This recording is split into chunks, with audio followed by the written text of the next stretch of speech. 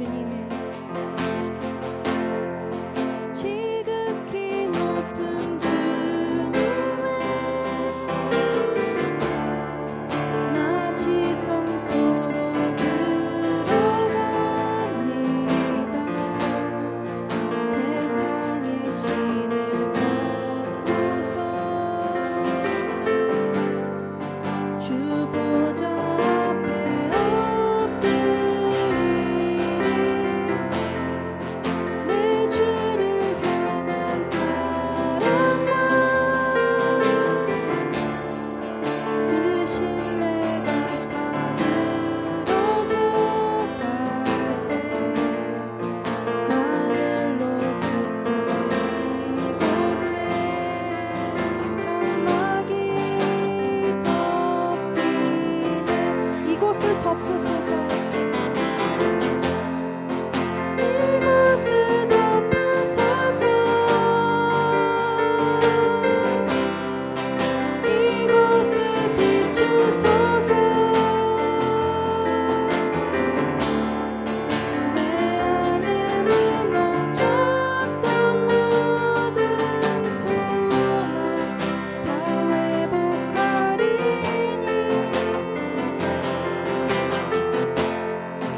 이곳을 지나소서. 이곳을 만지소서. 내 안에 죽어가는 모든 다 살아나리라.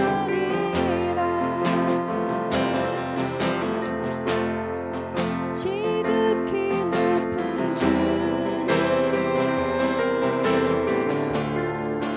낮이 성소로 들어갑니다. 세상의 신을 벗고서 주 보좌 앞에 엎드리리. 내 주를 향한 사랑과 그 신뢰가 사그러져 갈 때 하늘로부터 이곳에 장막이 덮이네. 이곳을 덮으소서. 이곳을 덮으소서. 이곳을 비추소서. 내 안에 무너졌던 모든 소망 다 회복하리니.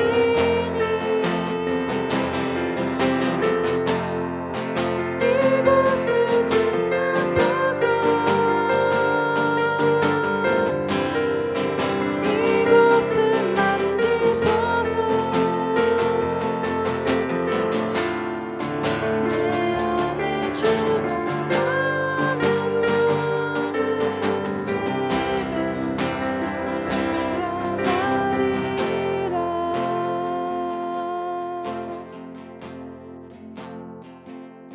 예배를 위해 묵상한 시간 갖겠습니다.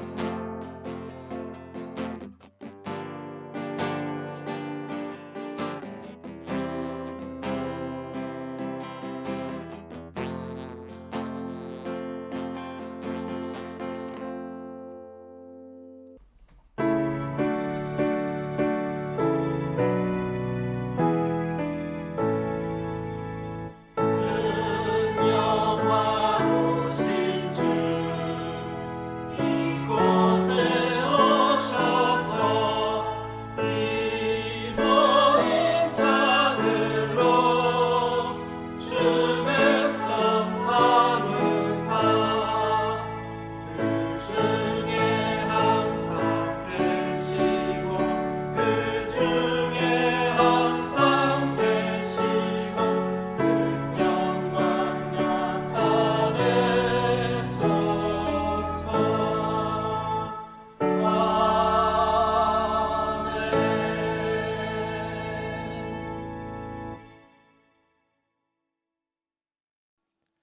땅이여 하나님께 즐거운 소리를 바랄지어다. 그 이름의 영광을 찬양하고 영화롭게 찬양할지어다. 찬양을 받으시기에 합당하신 하나님 아버지, 우리 영혼을 살려주시고 실족하지 않도록 도우시는 주님께 감사드립니다. 주님을 찬양하며 경배하는 예배가 되게 하옵소서.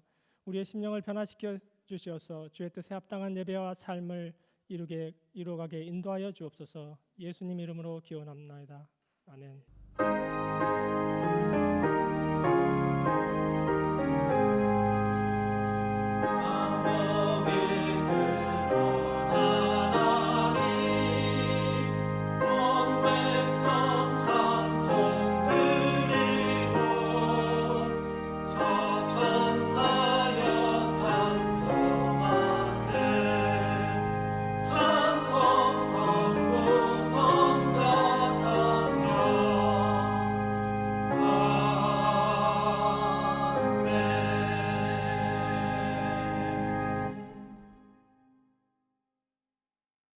또 내가 보니 보라, 어린 양이 시온산에 섰고 그와 함께 14만 4천이 서 있는데 그들의 이마에는 어린 양의 이름과 그 아버지의 이름을 쓴 것이 있더라.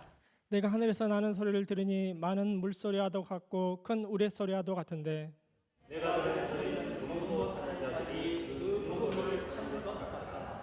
그들이 보좌 앞에 네 생물과 장로들 앞에서 새 노래를 부르니 땅에서 성령을 받은 14만 4천밖에는 능히 이 노래를 전할 자가 없더라.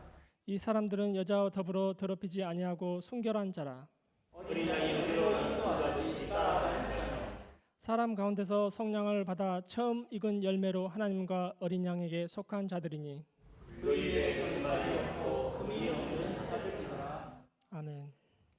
전능하사 천지를 만드신 하나님 아버지를 내가 믿사오며 그 외아들 우리 주 예수 그리스도를 믿사오니 이는 성령으로 잉태하사 동정녀 마리아에게 나시고 본디오 빌라도에게 고난을 받으사 십자가에 못 박혀 죽으시고 장사한 지 사흘 만에 죽은 자 가운데서 다시 살아나시며 하늘에 오르사 전능하신 하나님 우편에 앉아 계시다가 저리로서 산자와 죽은 자를 심판하러 오시리라.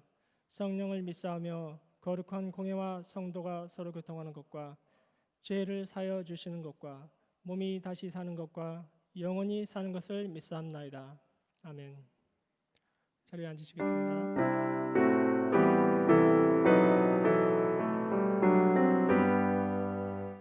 다 찬양하여라 전능왕 창조의 주께 내 혼나 주 찬양 평강과 구원의 주님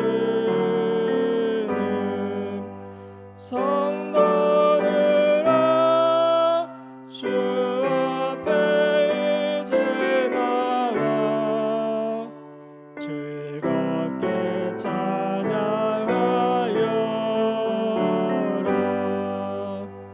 다 찬양하여라 놀라운 만유의 주께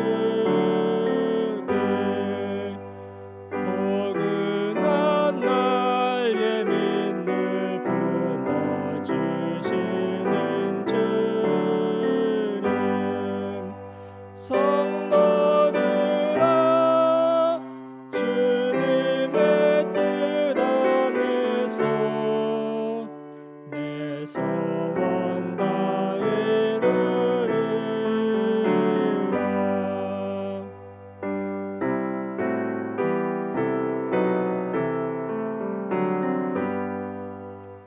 다 찬양하여라 온 몸과 마음을 바쳐 이 세상 만물이 주 앞에 다 나와 찬양 성도들아 기쁘게 소리 높여 영원히 찬양하여라.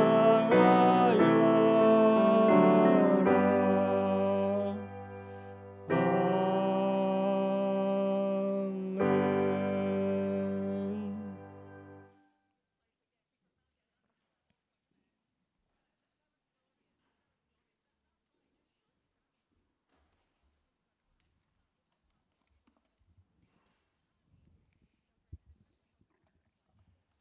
하나님 아버지, 지난 한 주간도 날마다 우리 짐을 지시는 하나님의 은혜를 누리게 하시고 이렇게 예배드리는 자로 세워주셔서 감사합니다.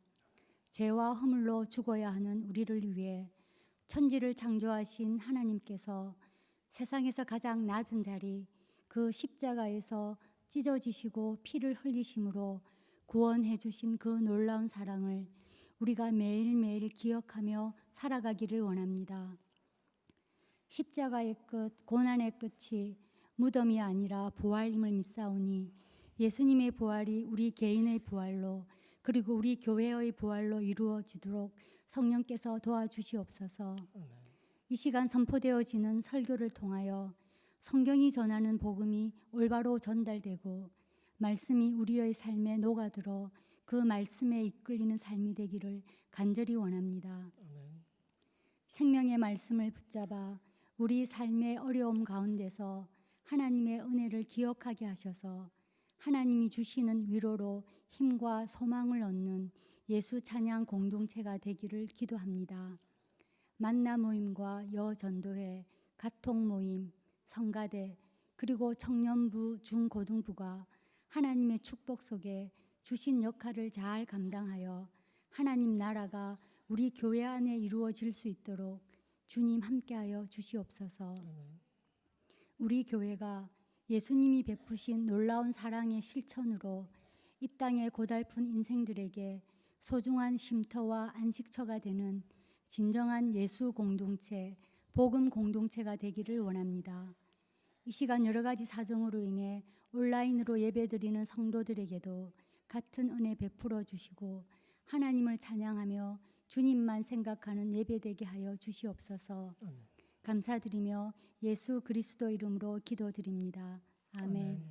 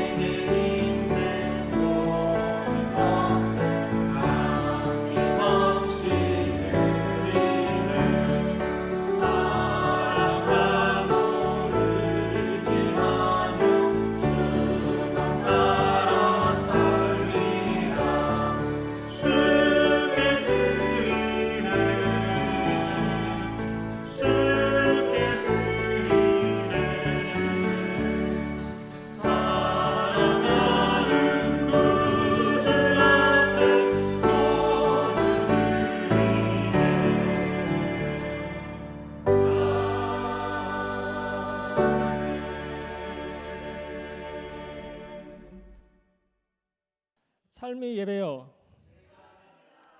성령 충만 할렐루야. 이 강물이 이르는 곳마다 번성하는 모든 생물이 살고 또 고기가 심이 많으니 이 물이 흘러 들어가므로 바닷물이 소생함을 얻겠고 이 강이 이르는 각처에 모든 것이 살 것이며 아멘.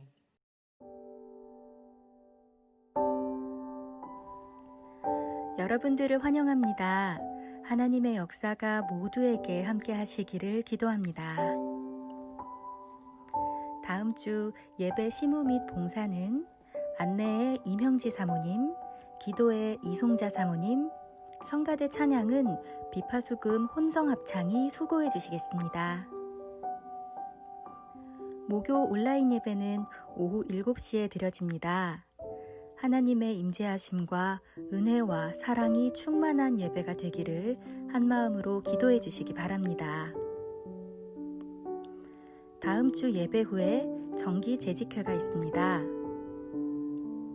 또한 재직회 후에는 성가 연습이 예정되어 있습니다. 지난 10월 31일 여전도회에 미랄선교단 애찬 봉사가 있었습니다. 오클랜드 장로 중창단의 세인트 조지스 프레스비테리언 처치 초청 콘서트에 대해서 알려드립니다. 11월 21일 토요일 오후 7시에 세인트 조지스 프레스비테리언 처치에서 진행됩니다. 장로 중창단의 멤버 중 2분이 우리 예수찬양교회 가족입니다. 많이 참여해 주시기 바랍니다. 감사합니다. 기도드리겠습니다. 기쁜 날 허락하신 주님 감사합니다. 주님께 예물을 올려드립니다. 주님 받으시고 이 드림이 예배의 일부임을 고백합니다. 주의 나라가 이미 임했음을 감사하고 주의 나라가 널리 확장되어 갈 것을 믿습니다. 그 일에 우리를 불러주심 감사합니다. 믿음, 소망, 사랑 가운데 능히 감당하게 하옵소서. 예수님 이름으로 기도드립니다. 아멘. 오늘의 말씀 요한복음 15장 1절에서 11절 교독하겠습니다.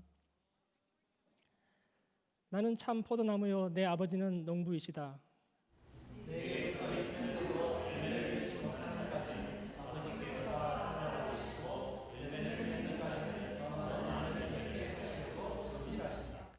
너희는 내가 너희에게 말한 그 말로 말미암아 이미 깨끗하게 되었다.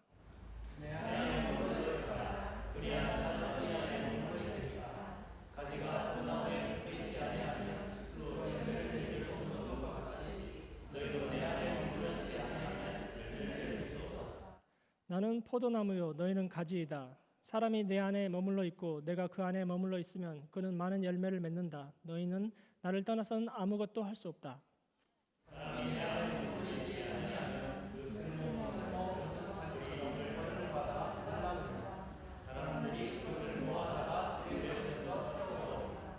너희가 내 안에 머물러 있고 내 말이 너희 안에 머물러 있으면 너희가 무엇을 구하든지 다 그대로 이루어질 것이다.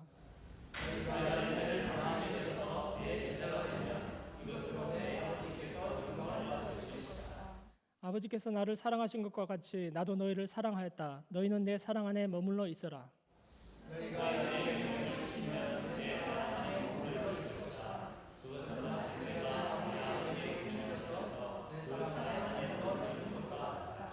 내가 너희에게 이러한 말을 한 것은 내 기쁨이 너희 안에 있게 하고 또 너희의 기쁨이 넘치게 하려는 것이다. 아멘.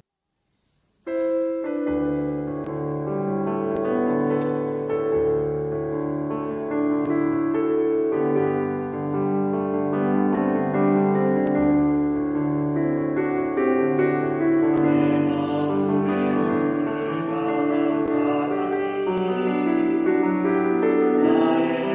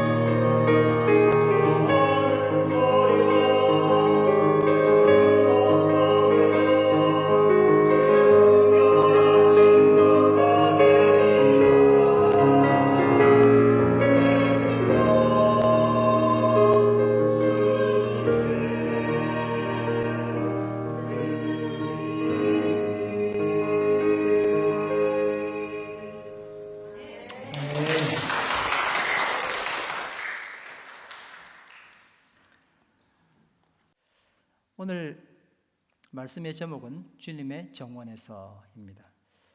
한번 따라 하실까요? 주님의 정원에서. 네. 요즘 카톡 모임에서 멤버들이 서로 이제 자기 집에 있는 모종도 가져오기도 하고, 작년에 모아놨던 씨앗들도 가져와서 멤버들이 이 씨앗 때문에, 그리고 모종들 키운다고 하는 바람에 많이 분주해졌습니다. 카톡 모임은 씨앗과 모종을 나누는 모임은 아니고요. 노래 배우고 그 다음에 하나님 말씀 나누고, 그러니까 갓을 이야기하자 해서 카톡보다 카톡하자 하는 의미로 된 모임입니다. 덕분에 저도 채소 그리고 꽃들 돌본다고 아침 저녁으로 매우 분주합니다. 여러분들 만약에 어떤 분이 꽃을 혹은 뭐 식물을 키운다고 하시면 분명히 애정을 가지고 키운다, 저는 그렇게 생각합니다. 죽기를 바랐다든지 뭐가 하나 튀어나오면 확 차버린다든지 그렇게 할 사람은 아무도 없죠. 애정을 가지지 않습니까? 그래서 적어도 사람도 그러한데 우리가 주님의 정원 안에 있다면 얼마나 이걸 정성들의 식물들을 돌볼까 하는 그런 생각을 하게 되었습니다. 근데 시편 92편 12절에서 15절 말씀을 보니까 정말 주님의 정원이 나와 있더라고요. 한번 같이 읽어보실까요? 아주 멋진 정원이 여기 소개되어 있습니다. 시작. 의인은 종려 나무처럼 우거지고 레바논의 백향목처럼 높이 치솟을 것이다. 주님의 집에 뿌리를 내렸으니 우리 하나님의 뜰에서 크게 번성할 것이다. 늙어서도 여전히 열매를 맺으며 진액이 넘치고 항상 푸르를 것이다. 그리하여 주님의 올곧으심을 나타낼 것이다. 주님은 나의 반석이시요 그에게는 불의가 없으시다. 아멘. 이 말씀을 보니까 정말 수려하고 아름다운 정원의 풍광, 아주 큰 정원이네요. 네, 이런 풍광을 해밀턴 가든 그런 느낌도 있고요. 로토루아의 레드우드 그런 느낌도 나고 그렇습니다. 주목되는 말씀은 주님의 집에 뿌리를 내렸으니 우리 하나님의 뜰에서 크게 번성할 것이다 하는 겁니다. 한번 따라 해보실까요? 주님의 집에 뿌리를 내렸으니 우리 하나님의 뜰에서 크게 번성할 것이다. 여러분, 나무가 뿌리 내린 곳이 어디라고요? 주님의 집. 그리고 이 멋진 정원을 돌보시는 분이 하나님이시라면 정말 두말할 필요 없이 최고의 환경입니다. 뿌리가 어디에 내리면 최고예요? 주님의 집에. 우리 집에도 어떤 식물이 하나 뿌리를 내렸는데 아침 저녁으로 돌본다니까요. 바쁜 시간 이용해서 물도 주기도 하고, 해가 고추를 누가 주셨는데 고추가 해가 좀 많이 필요한 것 같아가지고요. 화분에다 바퀴를 달아가지고 해보게 제가 옮깁니다. 해 좀 많이 보라고. 적어도 고추 하나를 가지고 주인이 그렇게 하는데, 하나님 집에 만약에 이것이 뿌리를 받고 있다면 하나님 어떻게 하시겠습니까? 정말 정성을 다해서 키우지 않겠습니까? 문제는 나라는 나무가 어디에 심겨졌느냐 하는 겁니다.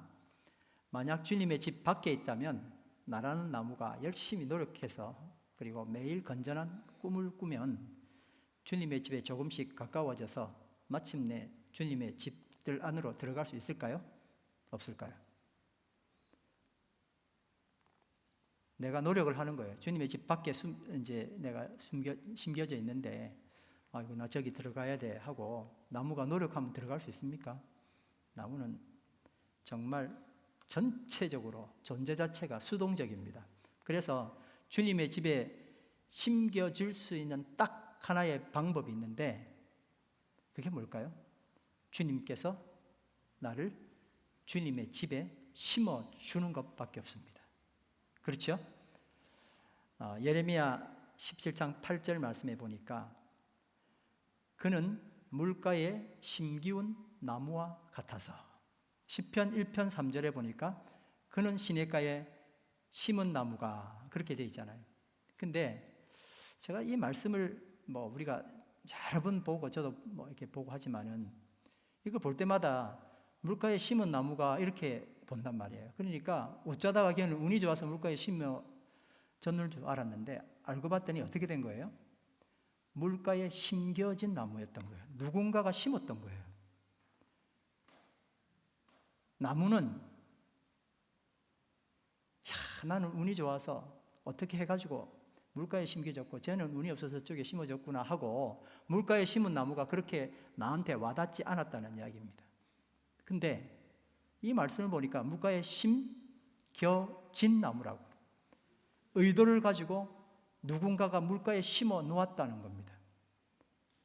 나무는 그래서 철저히 수동적일 수밖에 없고 누군가에 의해서 심겨져야 건강해질 수 있다 하는 이야기입니다.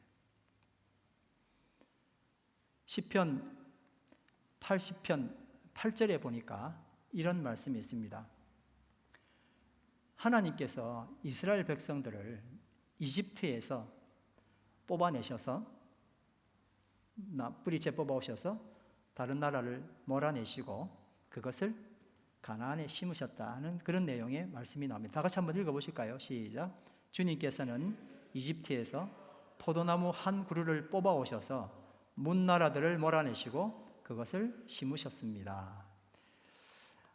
이사야 5장 1절 2절 말씀해 보니까 이 뿌리채 잘 뽑혀서 이집트란 나라에서 가나안으로 온 이 포도나무가 어떤 상황으로 변했는지를 이사야 5장 1절 2절 말씀에 이렇게 표현하고 있습니다. 다 같이 읽어보실까요? 시작. 내가 사랑하는 이에게 노래를 해주겠네. 그가 가꾸는 포도원을 노래하겠네. 내가 사랑하는 사람은 기름진 언덕에서 포도원을 가꾸고 있네.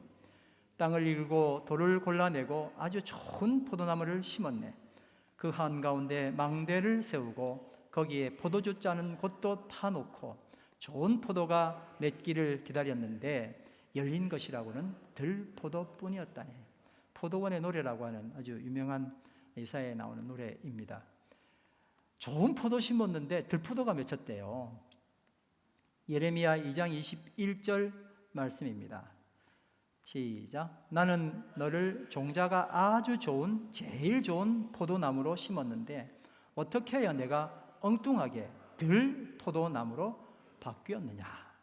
하나님은 최고 최상의 극상품 포도나무를 심으셨다. 그렇게 이야기합니다. 이스라엘이라는 극상품 포도나무가 그렇지만 들포도, 시원찮은 포도나무로 변하고 말았다는 이야기를 하는 거예요. 이스라엘이라고 하는 하나님이 정말 돌보시고 멋지게 만드셔서 거기 심어놓은 이스라엘이 자기 역할을 하지 못하고 너무나 좋지 못한 모습으로 변화가 된 거죠. 변질됐다고 말할 수 있겠습니다. 예수님 당시 이스라엘 사람들은 자신들이 하나님이 심으신 포도나무다 그렇게 생각을 하고 있었습니다. 아울러서 자신들은 아주 형편없는 포도나무다라고 생각하고 있었습니다. 우리 모습하고 비슷하지 않습니까? 하나님이 나를 이렇게 이뻐하시는데도 불구하고 내가 좋은 열매를 맺지 못하니 늘 죄송한 마음하고 같이 통하는 겁니다. 여러분, 이제 내 모습이 이렇다 하면 과연 나는 하나님이 어떻게 바라보실까? 그리고 나는 어떤 방향으로 가야 되는가 하는 게 여기 딱 기록되어 있는데 한번 보시길 바랍니다. 에스겔 15장 2절 3절 말씀입니다. 다 같이 읽습니다. 시작. 사람아, 포도나무 곧 삼림 가운데 있는 그 덩굴이 다른 모든 나무에 비해 나은 점이 있느냐? 거기에서 무슨 물건을 만들 목재가 나오느냐? 그것으로 나무 못을 만들어서 무슨 물건을 거기에다 걸어둘 수 있느냐? 여러분 혹시 포도나무 보셨어요? 정말 목재에도 관상용 가구에도 집을 짓는데도 정말 쓸 수 없는 나무가 포도나무예요. 정말 그렇게 꼬여 있고 참 나무인가 싶을 만큼 덩굴처럼 그냥 가는데 정말 쓸모없는 그 나무가 포도나무예요. 예수님이 그걸 딱 지칭하신 거예요. 그 포도나무를 가지고 진짜 못이라도 어디 쇠못 말고라도 나무를 좀 걸어둘 수 있는 그런 정도의 뭐라도 걸어둘 수 있는 그런 거라도 이 포도나무가 만들 수 있느냐고. 나무로서의 가치, 관상용이나 가구를 만들거나 집에 뭐라도 조금 쓸만하게 하려고 이 포도나무를 지탱하는 지팡이라도 쓰려면 포도나무로는 정말 되지 않아요. 정말 포도나무 같은 그런 말하자면 쓸모없는 나무가 없어요. 가장 볼품없는 나무, 정말 무가치한 나무가 포도나무인데, 그런데 포도나무의 가치는 어디에 있습니까? 나무의 생김새가 아니라 포도 열매 때문에 가치가 있는 거예요. 포도의 가치는 가지가 아니라 뭐라고요? 포도 열매. 포도나무는 그 열매로 큰 대접을 받는 나무가 된 겁니다. 그런데 지금 이스라엘 사람들은 그들 자신이 좋은 열매를 기대할 수 없고 겨우 땔감 정도의 가치밖에 안 되는 포도나무임을 모두 마음 아프게 실감하고 있습니다. 그렇게 구약의 시대가 저물어 가는 겁니다. 이 희망들이 사라져갈 즈음에 예수께서 이 땅에 오셔서 이렇게 오늘 첫 번째 말씀 선언을 하신 거예요. 요한복음 15장 1절 말씀 다 같이 크게 한번 읽겠습니다. 시작. 나는 참 포도나무요 내 아버지는 농부시다. 아멘. 구약의 요셉이 오실 예수님을 표상했죠. 요셉의 면면을 보면 꼭 예수님의 모습을 보는 것과 같습니다. 이스라엘도 마찬가지로 표상인데 참 포도나무이신 예수님을 표상하는 것이었습니다.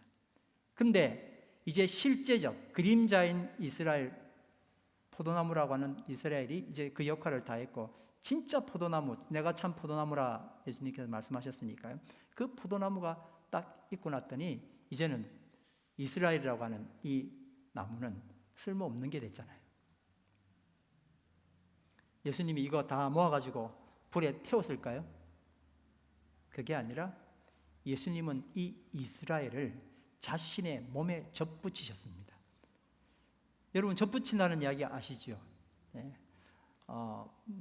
무화과든 어떤 사과든 그 나무를 1년, 2년 계속 키웠다고 씨앗에서 키우려고는 힘들어서 안 돼요. 그래가지고 나무를 잘라서 얘를 한 3, 4년, 5년 정도의 묵은 그런 세월을 이렇게 다 세이브하는 그런 일이 접붙이는 일이에요. 근데 그 접붙이는 걸 여러분 나중에 영상을 통해서 보실 수 있으면 보시면 이게 잘라냅니다. 나무를 잘라야 돼요. 잘라가지고 상처를 내야만이 그 나무 상처와 내 상처가 붙어서 아물어서 어느 순간 한 나무가 되는 거거든요. 그걸 접붙인다, 그렇게 이야기합니다. 접붙이려면 원래 나무는 뭐 할 수밖에 없다고요? 상처를 받을 수밖에 없는 겁니다. 요한복음 15장 5절 말씀 다 같이 읽습니다. 시작. 나는 포도나무요 너희는 가지이다. 사람이 내 안에 머물러 있고 내가 그 안에 머물러 있으면 그는 많은 열매를 맺는다. 너희는 나를 떠나서는 아무것도 할 수 없다. 예수님께서는 죄인들을 당신의 생명의 값을 치르시고 구원하셨습니다. 참 포도나무 되신 예수님 당신의 몸에 상처를 내시고 우리를 접붙이신 겁니다. 한번 따라 하실까요? 참 포도나무이신 당신의 몸에 상처를 내시고 우리를 접붙여 주셨다. 그게 예수님께서 우리에게 하신 거예요. 그러니까 아주 귀한 거예요. 그냥 사귀는 것과 피가 나고 상처가 나서 사귀는 것은 벌써 차이가 있지 않습니까? 그런데 여러분, 요한복음 15장 2절 말씀, 여기서 갑자기 의문이 생깁니다. 한번 같이 읽어보실까요? 시작. 내게 붙어 있으면서도 열매를 맺지 못하는 가지는 아버지께서 다 잘라버리시고 열매를 맺는 가지는 더 많이 열매를 맺게 하시려고 손질하신다. 예수님께서는 가지는 스스로 열매를 맺을 수 없다. 그래서 당신께 붙어 있으면 열매를 많이 맺는다. 그렇게 말씀하셨습니다. 4절 말씀 같이 보겠습니다. 시작. 가지가 포도나무에 붙어 있지 아니하면 스스로 열매를 맺을 수 없는 것과 같이 너희도 내 안에 머물러 있지 아니하면 열매를 맺을 수 없다. 저기 뒹굴 저기 따로 떨어져 있는 어떤 나무가 있는데 참 포도나무이신 예수님께 접붙임되어 붙어 있으면 어떻게 된다고요? 열매 맺는 거예요. 근데 붙어 있지 않고 떨어져 있으면 어떻게 돼요? 열매 맺지 못해요. 그러면 불에 타는 겁니다. 그러니까 주님께 붙어 있으면 어떻게 된다는 거예요? 열매를 맺는 거예요. 근데 2절 말씀 보니까 어떻게 됐어요? 내게 붙어 있으면서도 그렇게 됐잖아요. 이게 우리하고 너무 똑같은 거예요. 분명히 나는 예수님께 붙어 있다고 생각하는데도 뭐가 없어요? 열매가 없는 거예요. 조금 내 마음 같잖아요. 그렇죠? 나는 주님께 분명히 붙어 있는데 열매는 별로 없는 것 같아. 이 사람은 어떻게 한다고 주님이 성경에 뭐라 써 있어요? 잘라낸다 그랬잖아요. 깜짝 놀라리래요. 왜 잘라내시지? 성경 말씀이니까 어릴 때부터 잘라낸다는 말에 겁을 먹었다가 그 다음에 또 그건 다른 말씀 보고 또 위로받았다 이렇게 계속 왔다 갔다 했었어요. 한번 정리를 해보겠습니다. 가지가 포도나무에 붙어있지 않습니다. 그러면 당연히 뭐가 없어요? 열매가 없어요. 어떻게 됩니까? 불에 던져져 태워집니다. 자, 가지가 포도나무에 붙어 있는데 열매를 맺어요. 그럼 어떻게 되죠? 손질하신다고. 잘 맺을 수 있도록 이것도 저것도 좀 손질하시죠. 그 다음 질문입니다. 가지가 포도나무에 붙어 있어요. 떨어진 게 아니고 붙어 있는데 열매가 없어요. 어떻게 해야 된다고요? 그게 이제 오늘 포인트라니까요. 같이 한 번 더 2절 말씀 읽습니다. 시작. 내게 붙어 있으면서도, 전제가 그거예요. 내게 붙어 있으면서도 열매를 맺지 못하는 가지는 아버지께서 다 잘라버리시고 열매를 맺는 가지는 더 많은 열매를 맺게 하시려고 손질하신다. 그러니까 이제 열매 맺는 가지는 손질하시는 거로 해결이 됐는데 붙어 있는데도 불구하고 열매를 맺지 못하는 건 어떻게 할까? 통 나 같은 하나님이 잘라낼까? 이제 이런 이야기예요. 자, 제거해버리시고 라는 단어가 헬라어로 아이로입니다. 어른이 아니고 아이로입니다. 뭐라고요? 아이로. 잘라내시고 라는 말을 아이로라고 쓰는데 이게요, 굉장히 많이 성경에 이 아이로란 말이 많이 나와 있어요. 뭐도 아이로냐면은 내 십자가를 지고 나를 쫓으라 할 때 그때도 아이로예요. 아주 많은 부분에서 아이로가 나옵니다. 사도 바울이 뱀에게 물렸는데 뱀을 집어내고 했을 때 그때 짖는다는 이야기가 이 두 말에는 떨쳐내고도 되는 거거든요. 아무튼 거기도 또 아이로라는 말이 써 있어요. 그러니까 이 아이로는 첫 번째는 들어 올린다라는, 첫 번째 뜻은, 기본적 뜻은 들어 올린다는 뜻입니다. 두 번째는 제거한다는 뜻입니다. 들어 올린다는 것은 You raise me up이에요. You raise me up, 나를 세워주신다 하는 그 의미에서 아이로가 쓰여집니다. 자, 이제 성경 번역은 이렇게 됐는데 예수님 말씀은 아이로라고 썼기 때문에 이게 들어 올린다는 말도 되고 뭐도 돼요? 제거한다는 두 가지 말이 되는 겁니다. 요한복음 15장 2절을 두 의미에서 한번 읽어볼게요. 첫 번째, 내게 붙어있어. 시작. 내게 붙어 있으면서도 열매를 맺지 못하는 가지는 아버지께서 다 들어 올리시고, 이렇게 해석할 수 있어요. 두 번째는 내게 붙어 있으면서도 열매를 맺지 못하는 가지는 아버지께서 다 잘라버리시고. 뭐가 마음에 듭니까? 들어 올리는 게 마음에 들죠. 자르는 것보다 낫다 싶은데, 자, 이게 어떻게 된 이야기를 좀 봐야 될 것 같아요. 여러분, 우리말에 같은 단어인데 정반대 뜻을 가지고 있는 게 있습니다. 동음반의어라는 게 있는데, 자, 연패가 뭡니까? 계속 패한다는 뜻이죠. 근데 3연패 했다 이러면 어떻게 되는 거예요? 계속 이겼다는 거잖아요. 연패란 말은 똑같은데 하나는 계속 진다는 이야기고 하나는 또 뭐예요? 계속 이긴다는 이야기. 범인이란 말이 있습니다. 범인. 저 사람 범인이야 그러면 죄 지은 사람이지만 범인들이 이러면 뭐예요? 평범한 사람이에요. 범인이 아니고 평범한 사람이에요. 범인도 그렇습니다. 어지간하다 하는 말하면 저 사람 참 어지간해 이러면 잘한다는 뜻도 되지만 아주 어지간해요 라는 말 듣고 참 잘한다는 뜻도 되지만 어지간하나 정말 이러면은 참 그렇다는 뜻이에요. 그죠? 진짜 재밌는 단어가 뭐냐면 끊다는 거예요. 애들이 나 학원 끊었어 이러면 끊었다는 이야기예요? 등록했다는 이야기예요? 학원을 끊으면 학원 등록했다는 이야기잖아요. 근데 끊었다는 이야기는 뭐예요? 또 안 간다는 뜻이에요. 그러니까 끊다라는 말 하나 가지고도 이 두 가지 정반대의 의미가 있잖아요. 이 아이로라는 단어도 두 의미가 있어요. 그래서 그 말을 들어보고 뒷 이야기, 앞 이야기를 다 맞추면 얘가 뭐가 되는 거예요? 아이로의 원래 뜻이 나오는 거예요. 제가 이제 어릴 때 포도원 있는 그 교회가 포도원이 있었는데 그때 이제 포도원 어떻게 하는지 밤에 이제 가서 포도 서리하면서 많이 지켜봤습니다. 그거 잘 먹으면 어떻든 포도원 돌아가는 것도 알아야 되니까요. 그러면서 아주 맛있는 포도를 먹었던 기억이 납니다.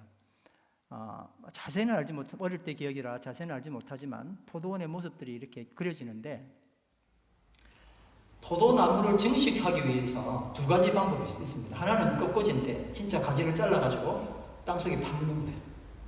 그러면 그 밑에 있는 그 가지에서 뿌리가 나와서 얘를 심으면은 얘가 포도가 되는 거고 그 다음에는 두 번째가 휘무지라고 하는 방법입니다. 휘무지가 뭐냐면 휘어서 묻는다 그런 뜻입니다. 요거는 아주 성공률이 좋은 건데 뭐냐면은 그냥 포도 가지를 밑에 내려가지고 그대로예요. 자르지 않고 이렇게 내려서 땅에다 묻어놔요. 그러면 거기 땅에 묻혀있는 거기서 뭐가 나냐면 뿌리가 나는 거예요. 그러면은 딱 잘라가지고 이제 뿌리는 놔두고 옆에 있는 걸 잘라가지고 요걸 다시 심으면은 꺾어지는 약간 위험성이 있을 거 아니에요. 그죠? 뭐 뿌리가 안 날 수도 있고 그런데 휘무지는 반드시 나게 돼 있어요. 뿌리가 난단 말입니다. 그러니까 하나님 각 식물마다 살아갈 수 있는 어떤 능력들을 주셔가지고 가지에서 바로 뿌리가 나올 수 있도록 그렇게 만든 것이 있었던 거예요. 땅에 닿은 포도 가지가 새 뿌리가 나면서 휘무지 효과를 일으켜냅니다. 근데 이 포도 가지가 우리 한국은 포도나무를 키울 때 이 포도가 이 지붕처럼 이렇게 돼 있잖아요. 근데 뉴질랜드나 또 이 아시아 쪽 저쪽으로는 농사를 잘해야 되니까 그렇게 지붕을 덮지 않고 그냥 이렇게 길쭉하게 세우더라고요. 그래서 포도를 심겠다고 할 수 있도록 그래야 이제 큰 농사를 지을 수 있으니까 그런 것 같아요. 근데 만약에 물이 부족한 곳이라면 그렇게도 농사가 안 되는 거예요. 그러면은 가지들이 자꾸 땅에 붙을 수밖에 없어요. 그걸 보고 주인이 이 가지 열매도 안 맺네 하고 주인이라면 자를까요? 안 그러면 얘를 들어 올릴까요? 들어 올려가지고 얘가 가만히 땅에 있는 애를 보니까 어떤 현상이 일어나고 있어요? 뿌리를 내리고 있는 거예요. 여러분 가지가 뿌리를 내리기 시작하면 그 뿌리에서 뭔가를 해야 되기 때문에 원 가지에서 공급받는 걸 자꾸 거부를 하는 거예요. 그래서 걔가 시름시름 앓게 되는 겁니다. 그러면 주인은 어떻게 해야 되겠어요? 포도 농부는 어떻게 해야 되겠습니까? 얼른 걔를 들어 올려가지고 뿌리를 탁 털어버려야 돼요. 요게 뭐예요? 요게 제거예요. 뿌리는 제거하시고 그 다음 어떻게 해야 돼요? 가지는 들어 올려줘야 되는 거예요. 그래야만이 얘가 건강하게 그 가지에서 뭐를 맺을 수 있어요? 포도 열매를 맺을 수 있는 거예요. 이걸 아이로 한다 그렇게 이야기하는 겁니다. 농부 이걸 들어 올리시고 거기 묻어있는 이것 때문에 힘들어하는 뿌리를 내린 것 땅에 뿌리를 내리고 있는 얘가 그래서 힘들어하는 걸 뿌리를 없애주는 것 이게 제거하고 또 뭐가 되는 거예요? 들어 올리심이 되는 겁니다. 제가 한 10년 전에 영상을 하나 봤는데 한 포도나무 이 포도나무에서 포도송이가 3,000송이가 열린다는 거예요. 그래서 정말인가 하고 이제 봤더니 영상을 보니까 딱 중앙에 나무가 하나 딱 있어요. 그리고 그 가지를 주인이 얼마나 잘했는지 계속 들어올리고 자르질 않아요. 포도 특징이 그거더라고요. 얼마든지 가는데 그때 한 3km 정도, 그 가지의 길이만 3km 정도 된다 그랬는데 최근에 또 보니까요 4,500송이 됐어요. 개가 한 나무에서 가지만 잘 뻗쳐주면 4,500송이가 맺히는 거예요. 최근 10월 달 그 영상을 또 봤거든요. 포도 한 나무에 포도송이 4,500송이, 어떤 데는 5,000송이라 그러고 이제 세지도 못해요. 얼마나 많은지. 굉장히 땅을 건강하게 만들고 주인이 계속 가지를 자르는 게 아니라 들어 올려주는 걸 한 거예요. 근데 작년인가 어떤 일이 있었냐면은 이 포도가 굉장히 유기농이고 좋은데 그보다 다른 포도가 생겨가지고 이 주인이 그걸 포기하고 다 잘라버렸어. 돈이 안 된다고. 그런데 1년 만에 다시 포도가 워낙에 건강하니까 다시 4,500송이로 다시 만들었더라고요. 고창에 한번 나중에 여러분들 뭐 시간 있으시면 한번 고창 4,500송이 이렇게 하면 아마 영상 보실 수 있을 겁니다. 하나님은 농부. 하나님은 뭐라고요? 농부이시고 예수님은 참 포도나무. 우리는 뭐라고요? 가지. 다시 한번 더 하겠습니다. 하나님은 크게 하셔야 돼요. 하나님은 농부. 예수님은 참 포도나무. 우리는 왜 하는지 여러분 이유를 아실 거예요. 다시 한번 더 크게 대답해 주십시오. 하나님 아버지는, 예수님은, 우리는 가지. 아멘. 우리가 우리 자신을 바라보면 한심하기 짝이 없습니다. 나름 괜찮죠. 근데 또 돌아서고 나면 정말 내가 도대체 왜 이러는 거야. 꼭 포도나무 가지처럼 그런 거예요. 너무나 사실 이게 당연한 겁니다. 왜냐하면 우리는 진짜 볼품없는 가지이기 때문에. 예수님 우리를 가지라 그랬어요. 가지. 못 하나도 만들 수 없는, 나무못 하나도 만들 수 없는 그런 참 볼품없는, 가구도 만들 수 없고 뭐 기둥으로 세울 수도 없고 그냥 세우면 여러분 금방 쭉 찌그러집니다. 포도나무처럼 가치 없는 게 없어요. 그러니 우리가 봐야 할 것은 무엇이냐? 내 모습이 아니라 농부이신 하나님과 참 포도나무이신 예수 그리스도입니다. 우리가 신경 써야 되는 것은 잘생기고 멋진 가지가 되는 것이 아니라 열매 맺는 가지가 되는 겁니다. 뭐가 돼야 된다고요? 근데 뭘 생각하죠? 좀 멋진 가지가 되면 어떨까? 가지가 멋져봐야 포도나무 가지 다 구경하면 했으면 좋겠어요. 정말 멋없어요. 껍데기는 줄줄줄 뺏겨지고요. 이게 뭐 하는 건가 싶어요. 정말 볼품없는데 포도나무의 가치는 열매를 맺을 때예요. 이 가지가 아무리 멋있어 봐야 소용이 없어요. 포도나무의 가치는 가지가 아니라 열매입니다. 나는 열매 맺는 사람입니까? 고민해 봤습니까? 또 어떤 열매를 나는 맺을까? 고민해 보셨습니까? 열매 맺지 못하는 자신 모습 때문에 절망하기 위해서 이 질문을 드렸지만 삶을 포기해라 라는 뜻으로 드린 질문이 아닙니다. 열매 맺지 못하는 원인 때문에 이야기하는 거예요. 정말 젊은 시절 저는 이 문제로 많이 절망했습니다. 예수님은 좀 이따가 오신다 그러고 나는 준비도 안 된 것 같은데 그런 불안함이 있었거든요. 그래서 4절 말씀을 보고 격려를 받았는데 같이 한번 읽어보실까요? 시작. 내 안에 거하라. 나도 너희 안에 거하리라. 가지가 포도나무에 붙어있지 아니하면 스스로 열매를 맺을 수 없음같이 너희도 내 안에 있지 아니하면 그러하리라. 그때 제가 이 말씀을 보고 격려를 받아서 무슨 결심을 했냐면 나는 좋은 포도나무가 돼야 돼 라고 생각을 한 거예요. 구약시대 그리고 신약시대 초기에 백성들이 절망했던 그 절망을 저는 맛보게 됐습니다. 좀 시간이 지나니까 포도나무 되는 게 아니구나 하고 저는 멋진 가지가 되기 위해서 노력을 했습니다. 보기에는 굉장히 좋아 보이고, 제가 목회를 하게 된 어떤 이유도 여기에 있는데, 정말 폼 잡고 노래 잘 부르고요, 아주 경건하게 고상하게 노래 부르는데 제가 도가 터졌던 사람입니다. 아유, 참 잘하시네요, 은혜 받았습니다, 그렇게 하는 말을 들을 수 있는 표정을 지을 줄 알았다니까요. 그런데 어느 날 충격을 받은 거예요. 술을 먹고 어떤 사람이 성전 안으로 들어왔는데, 제가 그분을 굉장히, 술에 대해서 제가 좀 별로 안 좋은 기억이 있어서 나가라고 그랬어요. 나가라고. 근데 그분이 나한테 탁 얼굴 쳐다보면서 노래는 잘하더만 그러는 거예요. 그때 제가 충격을 받았어요. 노래는 잘하더만 이러는데 저 사람이 날 봤구나. 나는 온갖 표정 다 지으면서 아주 멋지게 노래 부르는데 너 노래는 그 따라하면서 네 속은 그거 아니라는 이야기잖아요. 너무 충격을 받았어요.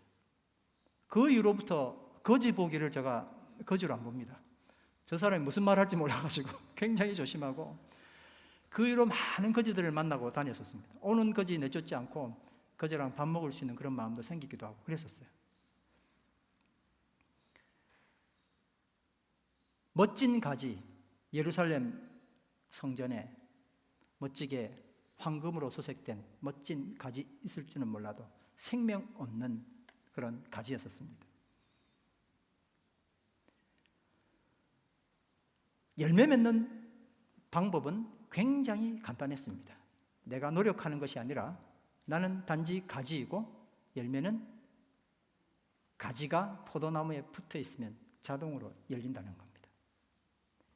저는 이 말씀이 굉장히 힘이 되고 능력이 됐어요. 예수님이 우리에게 나는 포도나무여 너희는 열매니 그랬으면 우린 죽었을 거예요. 너무 감동적입니다.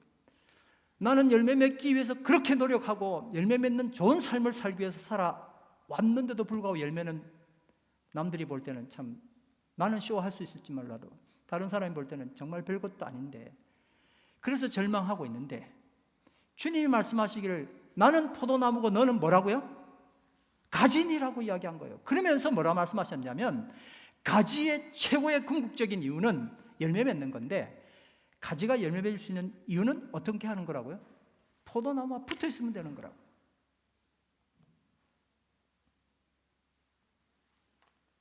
예수 안에 있으면 모든 것이 해결된다는 겁니다.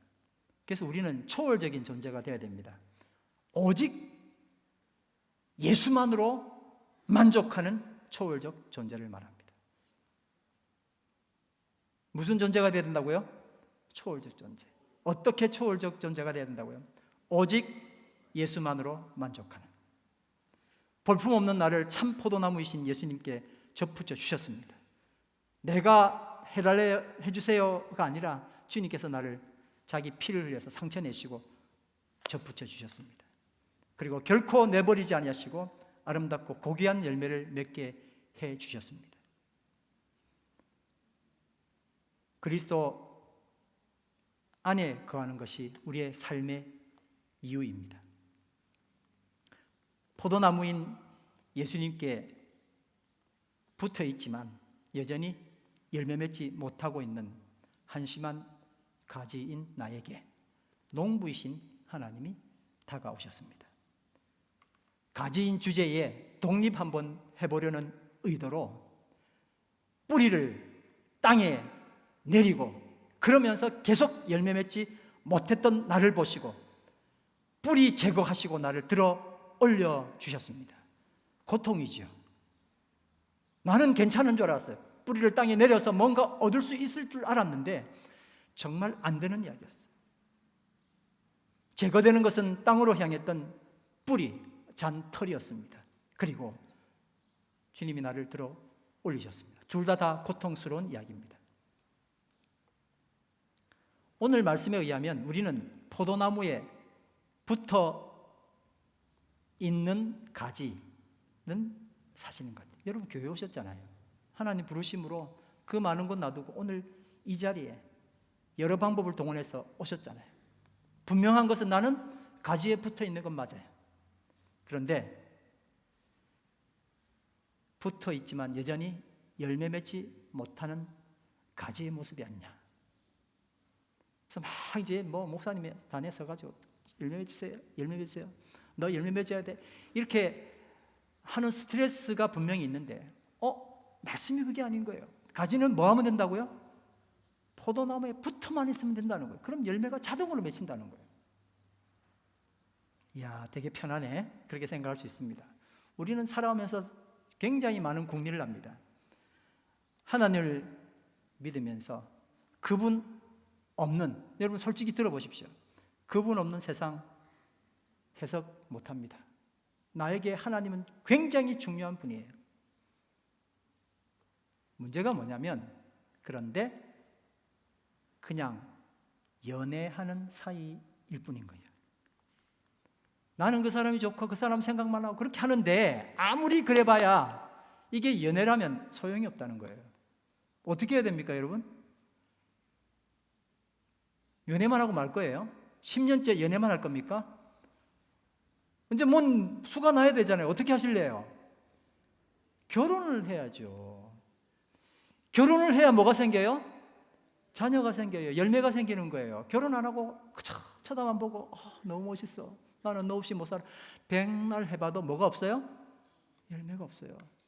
내 안에 붙어 있으라고 이야기하시는 말씀이, 연애만 하고 10년, 20년 가지 말고, 연애하다 딴 데도 쳐다보고 하지만은 결혼을 해야 열매가 생기는 거예요. 너무나 당연한 이치인 거예요.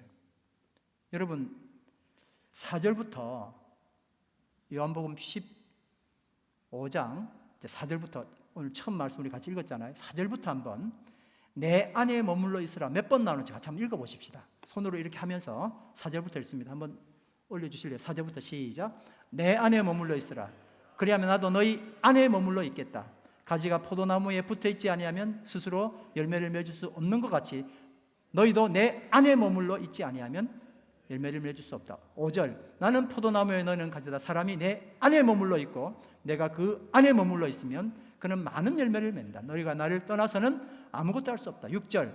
사람이 내 안에 머물러 있지 아니하면 그는 쓸모없는 가지처럼 버림을 받아 말라버린다. 사람들이 그것을 모아다가 불에 던져서 태워버린다. 7절. 너희가 내 안에 머물러 있고 내 말이 너희 안에 머물러 있으면 너희가 무엇을 구하든지 다 그대로 이루어질 것이다. 9절 갑니다. 아버지께서 나를 사랑하신 것 같이 나도 너희를 사랑하였다. 너희는 내 사랑 안에 머물러. 10절. 너희가 내 계명을 지키면 그 사랑 안에 머물러 있을 것이다. 벌써 10번입니다. 그것은 마치 내가 내 아버지의 계명을 지켜서 그 사랑 안에 머물러 있는 것과 같다.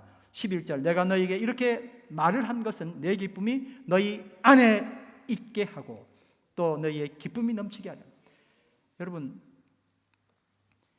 주님께서 이 말씀하실 때 내 안에 있으라고요. 같이 있으라고요. 그냥 생각해요가 아니고 역동적인 만남이 일어나야 되는 거예요. 결혼하라는 거예요. 결혼의 의미로 이야기하는 겁니다. 만났는데 그냥 사모하고 좋아요가 아니라 실질적으로 그 사람의 생각과 내 생각이 맞아 들어가야 되는 거예요. 그게 뭐가 되는 거예요?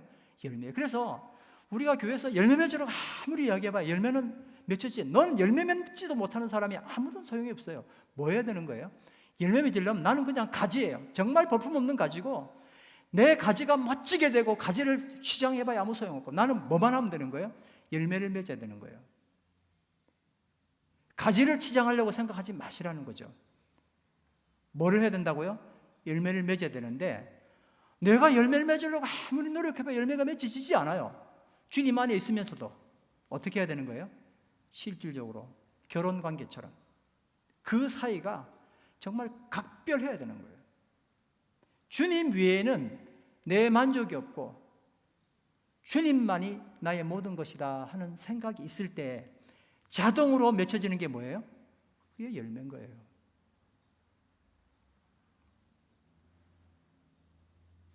나는 나고 하나님은 하나님이고 열매가 없습니다.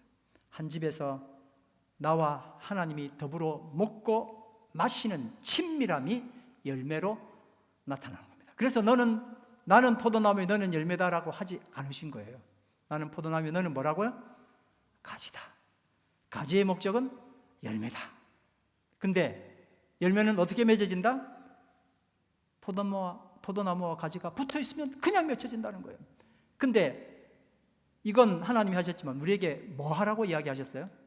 내 안에 있으라고요. 하나님은 할 거 다 하셨어요. 이제 내 문제예요. 나는 그 안에 있으면 되는 거예요. 뿌리를 땅에다 박지 말고 주님 안에 있자는 거예요. 그게 지금 현재 우리 모습을 이야기하는 거예요. 여러분 주님 안에 있습니까? 그러면 주님 밖에 있습니까? 주님은 초청하셨는데 계속 주님을 거부하고 있습니까? 내 삶은 내 삶이고 주님의 삶은 주님의 삶이고. 어떤 사람이 회사에 가서 열심히 일을 하면서 하나님은 나의 주인이십니다라고 고백한 거예요. 근데 그 삶이 늘 여전히 무언가에 얽매이고 살았던 거예요. 하나님 나의 주인이십니다. 기도드리고 주님께서 뭔가 해주시기 위하여 그렇게 간구했던 거예요. 문제는 그 모든 일들이 내가 주도하는 일이었다는 거예요. 주님은 내 삶에 끼어오셔서 나를 도와주시고 누구보다도 90% 이상 나를 도와주시는 분은 확실하지만 그 삶을 조정해 나가는 주체는 바로 나였다는 거예요. 내가 주체가 아니라 누가 주체가 돼야 돼요? 하나님이요. 하나님이 주체가 돼야 돼요. 여러분, 여자분은 남편을 한번 생각해 보시고 남자는 자기 스스로 한번 생각해 보시고 스스로 생각해 보세요. 나는 보수적인 사람입니까? 안 그러면 조금 개방적인 사람입니까? 본인의 남편이나 어떤 분을 생각하세요. 그분은 보수적인 사람입니까? 개방적인 사람입니까? 어떤 분이 강의를 했는데 이렇게 이야기했어요. 세상의 모든 남자들은 자기가 다 굉장히 진보적이고 개방적이라고 생각한다. 왜 그럴까요? 그의 기준이 자기 아버지에게 있기 때문에 그랬대요. 자기 아버지보다는 내가 분명히 개방적이거든요. 근데 여성들이, 아내들이 자기 남편을 생각할 때는 어떻게 생각할까요? 시원찮아 죽겠어. 기준이 어디 있어서 그래요? 남자들 기준은 어디 있다고요? 자기 아버지한테 있는데 여자들의 기준은 어디 있어요? 드라마에 있거든. 드라마에 남자들을 늘 보는 그 남자가 그렇게 안 해. 그러니까 남자는 백날 해봐야 아직 멀은 거예요. 드라마에 멋진 남자들이 아무리 열심히 잘해봐야 우리는 거길 따라갈 수 없는 거잖아요. 기준이 정확해야 돼요. 양쪽 다 기준이 정확하지 않으면 생각하는 게 달라서 그냥 싸우는 거예요. 나는 굉장히 개방적인데 남편 아닌 옆편은 뭐라고 이야기해요? 당신 아직 멀었다 그런단 말이에요. 얼마나 답답해요. 기준이 정해지면 문제가 해결되는 거잖아요. 우리가 하나님 안에 살면서 늘 기준이 누구에게 가 있어요? 나한테 가 있거든요. 그래서 말씀드리는 거예요. 주님께서 내 삶을 주도하도록 하면 우리 공동체가 아름다워집니다. 내 삶뿐만 아니라 공동체까지도 하나님이 역사하시는 거거든요. 그 한 주인의 오다에 의해서 이 세상은 아름답게 돌아간단 말이에요. 근데 늘 오다가 누구한테 있어요? 나한테 있잖아요. 그러니까 기준이 다르니까 싸워야 되는 거예요. 근데 뭐 다 세련됐으니까 그렇게 싸웁니까? 내 걸 주장하면서도 이게 다 하나님 거라고 이야기를 하니까 문제죠. 그래서 오늘 주님과 결혼할 뿐만 아니라 어떻게 해야 돼요? 내 삶에 나를 지도해 나가는 모든 것을 내가 아니라 주님께 올려드리는 일들을 해야 하는 것입니다. 포도나무에 붙어있는 가지가 열매 없는 상태면 무슨 상태라고요? 연애. 열매 맺는 상태면 결혼이에요. 오늘 여러분 이제 헤어져서 또 한 주간 또 우리가 살아야 되지 않습니까? 나는 주님과 결혼했는가 아직도 10년째 연애 중인가 한번 생각해 보시기 바랍니다. 그리고 주님께서 부르시는 그 부르심에 문을 두드려 나 너한테 들어가고 싶어 이럴 때 어떻게 해야 돼요? 주님 들어오십시오 하고 활짝 열고 다시 내 마음대로 사는 게 아니라 주님 나를 지도해 주십시오. 주의 뜻대로 살아가기를 원합니다. 그렇게 고백하시기를 간절히 바랍니다. 요한복음 15장 5절 금주의 암송 말씀입니다. 다 같이 읽습니다. 시작. 나는 포도나무요 너희는 가지이다. 사람이 내 안에 머물러 있고 내가 그 안에 머물러 있으면 그는 많은 열매를 맺는다. 너희는 나를 떠나서는 아무것도 할 수 없다. 아멘. 다 같이 일어나셔서 주와 같이 길 가는 것 찬양 드리겠습니다. 가사를 생각하시면서 찬양 드립니다.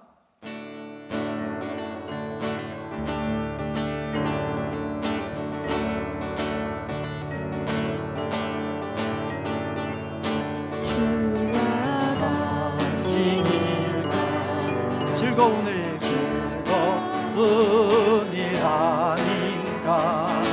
우리 주님 걸어가신 발자취를 밟게. 아멘.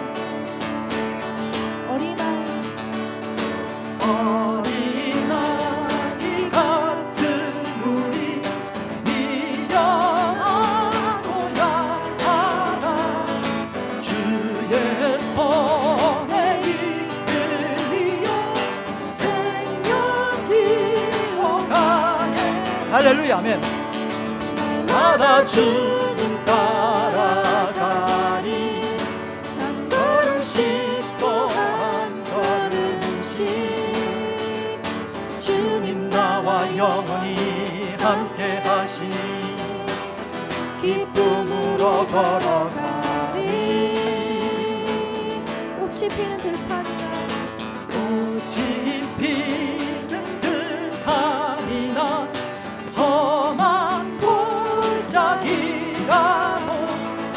주가 인도하는 대로 주와 같이 가겠네. 날마다 주님 따라가리.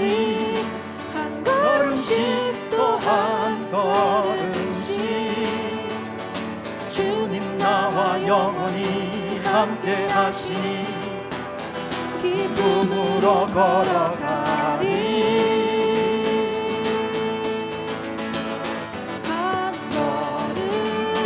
한 걸음 주 예수와 함께 날마다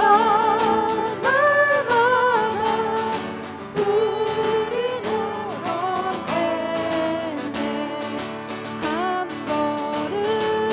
한 걸음 주 예수와 함께 날마다 우리는 걷겠네. 할렐루야.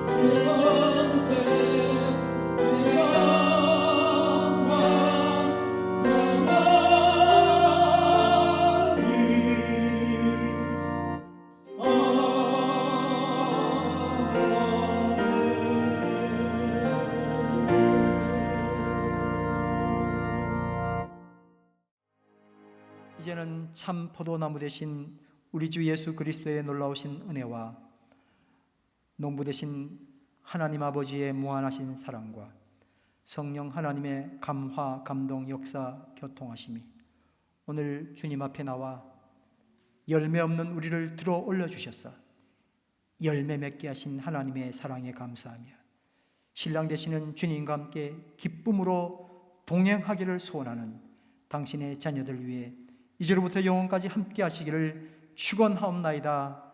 아멘.